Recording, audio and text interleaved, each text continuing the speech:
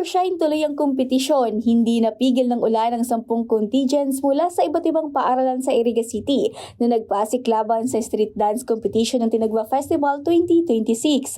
Sa pamamagitan ng masining na koreografiya, isinalarawan ng mga kalahok ang pinagmula ng Tinagba, ang tradisyon ng pag-aalay ng unang ani bilang pasalamat na ngayon ay iniuugnay sa kapistahan ng Our Lady of Lords. Hango ito sa sinaunang atang ng mga Bicolano. Tampok din ang pagbibigay pugay sa mga agtao aita na may mahalagang papel sa pagpapanatili ng kultura ng pagdiriwang. Binuksan din nila ang kompetisyon sa pamamagitan ng isang ritual dance. Para sa mga mag-aaral ng San Antonio National High School na 3 beses nang sumali sa kompetisyon, higit pa sa paligsahan ng kanilang paglahok, isa itong pag-aalay at pagpapakita ng debosyon kaya sa kabila ng ulan, tuloy ang sayaw. Sobrang ganda po yung nung experience po namin dito sa Tinagba Festival. Kasi po, yung hindi lang po kami basta sumasayaw.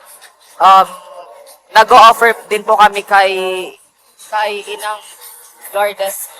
Po, masaya po dahil naka-perform po kami. Kahit yung weather ngayon is parang umuulan at madulas po, tsaka naka-perform kami ng maayos po. Ayon kay Eleuterio de Lima, Cultural Coordinator ng San Antonio National High School, ang Tinagba ay pagkakataon upang maipakita ang talento ng mga kabataan at mapalalim ang pagpapahalaga sa tradisyon. Siyempre, halong-halong kaba, diba? Pero masaya tayo dahil nakakatulong tayo sa mga bata na nai-improve natin yung mga kakayahan ng mga bata sa larangan ng pag-perform. Lalong-lalo na in terms of cultural presentation and appreciation ng ating cultural heritage. Personal naman na dumalo sina Iriga City Mayor Rex Oliva at 5th District Representative Migs Villafarte bilang suporta sa pagpapayabong ng kultura ng lungsod.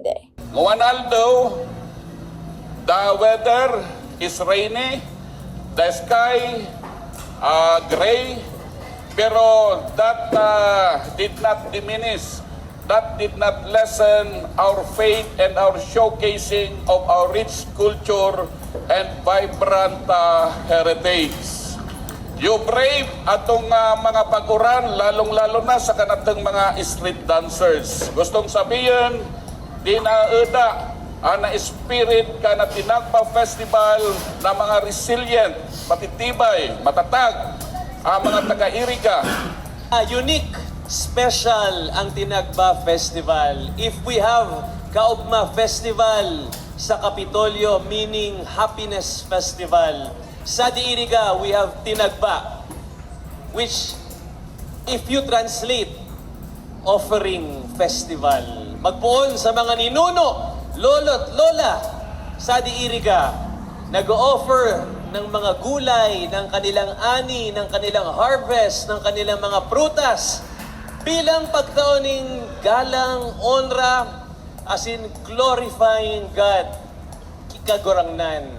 In the hopes and prayers na mas marami pang mga biyaya na maabot sa Iriga, sa Rinconada, as in para po sa ating mga pamilya. Sa huli, pinatunayan ng mga kalahok na ang Tinagba ay hindi lamang isang pagdiriwang, kundi isang tradisyong buhay at patuloy na isinasabuhay. Richin Boy, CSN.